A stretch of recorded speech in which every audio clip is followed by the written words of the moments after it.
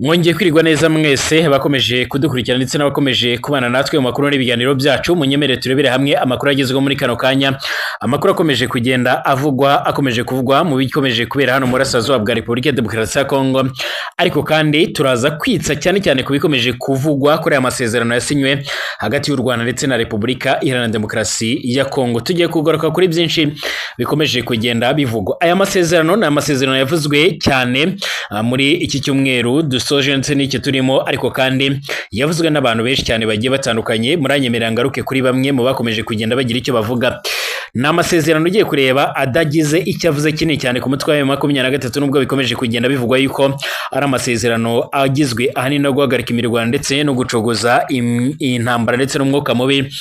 Ariko kandi utwe Colonel Nanga n'umuhuzabikorwa wa AFC wahoze ari umwe mu bayobozi bakomeye cyane bashinzwe komisiyo y'igihugu y'amatora ku butaka bwa Kongo, yaje kugenda avuga yuko aya masezerano nta kintu na kimwe gikomeye cyane. Akaba yagize ati amasezerano ya Kigali ndetse na Kinshasa ni intambwe ituzuye ariko kandi y'ingenzi nk'uko byakomeje kugenda bivugwa. Uyu ni Colonel Nanga. Ndaza kukubwira byinshi cyane ku bikomeje kugenda bivugwa ku bijyanye nanone n'abakomeje kugenda bagira ibyo bavuga. Uwitwa Therese Kayikwamba yaje kugenda agira icyo avuga ku bijyanye n'amasezerano. Aya masezerano ya RDC ndetse n'u Rwanda bivugwa ko atari inyandiko gusa, ahubwo ngo ni icyizere cy'amahoro.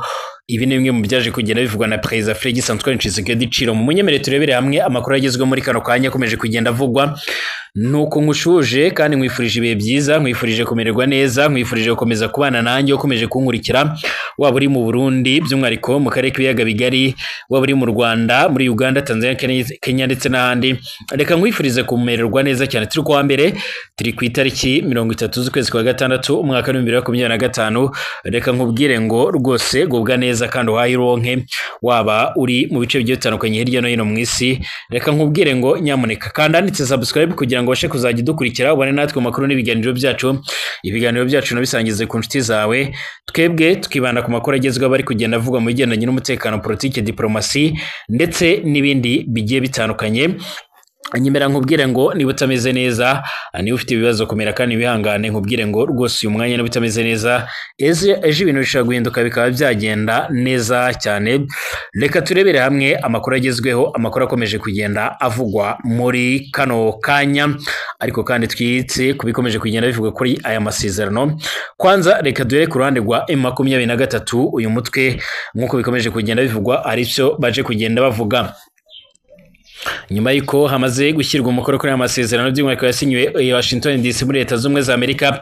Kuko bikomeje kugenda bitangazwa, umukuru w'umutwe wa AFC unashamikiye ishami rya M23 urwanya ubutegetsi bwa Perezida Félix Antoine Tshisekedi Tshilombo yatangaje ko amasezerano aherutse gusinyirwa hagati y'ubutegetsi bwa Kigali n'ubwa Kinshasa i Washington DC ari intambwe ituzuye ariko kandi y'ingenzi. Aha naho hakuyemo byinshi kubera icyo yavuze ngo ni intambwe ituzuye, ariko akavuga ko ari n'intambwe y'ingenzi. Mu ijambo yavuze rero by'umwihariko yageneye abaturage ba Kongo ku itariki by'umwihariko bizirizaho ubwigenge bw'iki gihugu, Colonel Nanga avuga ko by'umwihariko aya masezerano avuga ko ari amasezerano yagize ati turayakiriye ariko ni intambwe ituzuye ariko ni intambwe y'ingenzi. Ni amasezerano yiswe aya mateka akubiyemo rero cyane guhagarika ubushyamirane bumaze imyaka hagati ya Kigali ndetse na Kinshasa, aho rero impande zombi zishinzanya gufasha imitwe y'inyeshyamba ikorera muri RDC irwanya ubutegetsi bwa buri ruhande nk'uko bigaragara. Gusa bwana Colonel Nanga yavuze ko ayo masezerano arebera igice kimwe ku mpamvu z'amakimbirane by'umwihariko muri Kongo. Ati kubeshya abo rero mu gihugu no hanze yacyo nta kibazo kirire muri RDC, ko rero ari ikibazo gusa kiri hagati ya Kigali ndetse na Kinshasa byaba ari ubushukanyi by'umwihariko butakwihanganirwa nk'uko yakomeje kugenda bitangaza. Avuga ko ariyo mpamvu bo bashyigikiye inzira ya Doha ibiganiro hagati ya leta ya Kinshasa ndetse na AFC kugira ngo rero bakemure impamvu muzi z'ikibazo cya Kongo. Bwana Colonel Nanga avuga ko rero bashima umuhati, kwihangana n'ubushake bwa Katari ndetse na Emir wayo Sheikh Tamimi bin bin Hamadi Al-Thani kugira bagere rero ku mahoro arambye. Ibi biganiro kandi byabaye bihagaze nyuma rero by'umwihariko nyuma y'uko Qatar ihaye impande zombi inyandiko y'ibanze y'amasezerano y'amahoro, igasaba intumwa rero zari idoha kujya kuvugana n'abakuru bazo kuri iyo nyandiko mbere y'uko rero zongera kugaruka mu biganiro nk'uko bigaragara.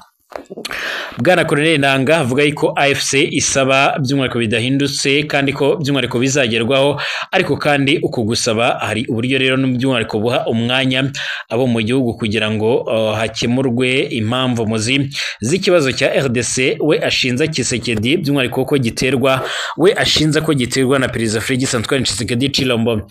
Nanga yavuze ibingibi by'umwihariko mu gihe muri iyi minsi Joseph Kabila Kabanga wazayobora Congo by'umwihariko yakigarutseho kuri iki kibazo by'umwihariko mu gice kigenzurwa, yagarutse mu gice kigenzurwa na M23. Ubu ngubu akaba amaze gukora ibiganiro by'umwihariko ngishwanama mu mijyi nka Goma ndetse na Bukavu, abivuga ko aganira n'abantu bo mu nzego zitandukanye ku bibazo by'iki gihugu rero ndetse no kubishakira umuti.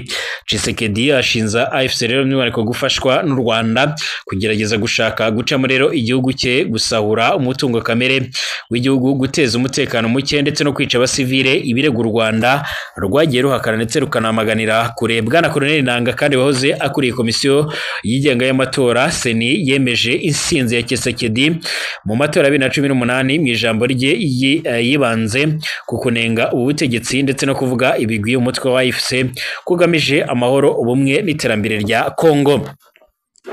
Bitaganyijwe ko kandi Tshisekedi nawe by'umwihariko ageze ijambo ku gihugu cye, by'umwihariko ku gihugu rigendanye n'uyu munsi by'umwihariko w'ubwigenge, we ashobora kumvikana anenga ibikorwa by'uyu mutwe wa AFC ndetse ashobora n'ubundi kugaruka ku masezerano y'amahoro leta ye yasinye hagati ya na Kigali. Aya masezerano by'umwihariko biteganyijwe ko azashyirwaho umukono na Perezida Tshisekedi ndetse na Paul Kagame w'u Rwanda mu kwezi gutaha kwa Nyakanga i Washington DC mu biro bya Perezida Donald Trump muri White House. Ariko kandi ntaragenda, reka nkubwire ko Bwana Tshisekedi hari icyo yaje kugenda avuga, hari icyo yikije kuri aya masezerano, ayaje kugenda avuga ko aya ari amasezerano y'amahoro ndetse azahindura byinshi mu mibereho ya Kongo ndetse n'ubutegetsi bwa Kongo, nubwo hari benshi badakomeje kugenda babitekereza cyangwa se ngo babihereze amahirwe. Mu ijambo ry'isabukuru y'imyaka 65 y'ubwigenge bwa Repubulika ya Demokarasi ya Kongo, Félix Tshisekedi yavuze ko ibirori by'uyu munsi rero bifite impamvu idasanzwe kuko rero bihuriranye n'amasezerano y'amahoro y'amateka aherutse gusinywa hagati y'igihugu cye ndetse n'u Rwanda, Washington DC muri Leta Zunze za Amerika. Mu buryo budasanzwe muri iki gihe rero cyavuba muri iri jambo rye nk'uko bivugwa, ntiyigeze ashinza u Rwanda kandi ntiyanavuze ku mutwe wa AFC uvuga ko rero genzura igice gifite ubuso bwa kilometero kare 34,000 mu burasirazuba bw'iki gihugu cye.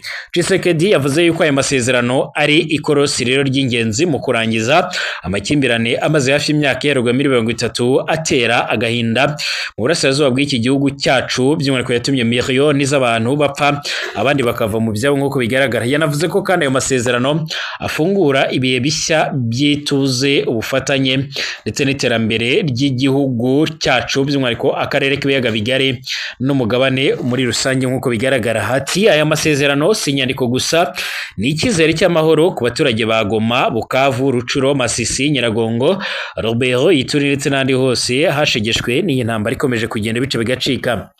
Perezida Tshisekedi kandi yashimiye Leta Zunze Ubumwe za Amerika na Perezida Donald Trump, by'umwihariko yanashimiye kandi Leta ya Qatar ndetse na Emir wayo Sheikh Tamim bin Hamadi Al-Thani ku bwunzi bwayo bw'ibanga bwafashije guhuza riri izi mpande ndetse no gufungura ibiganiro by'ukuri hagati y'igihugu cyabo ndetse n'u Rwanda.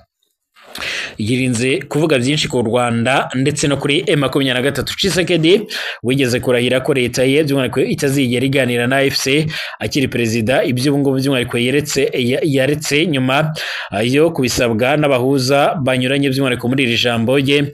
Yirinze kuvuga M23. Yagize ati ibi bikorwa rero bya diplomasi bishingiye kandi ku biganiro birimo kuba idoha muri Qatar. Intego yacu ikomeje kuba gusubizaho rero by'umwihariko ubutegetsi ubutegetsi bwuzuye bwa leta ku butaka bwose bw'igihugu ndetse no gukora ku kugarura amahoro arambye kandi asangiwe n'akarere kose ndetse na buri ruhande.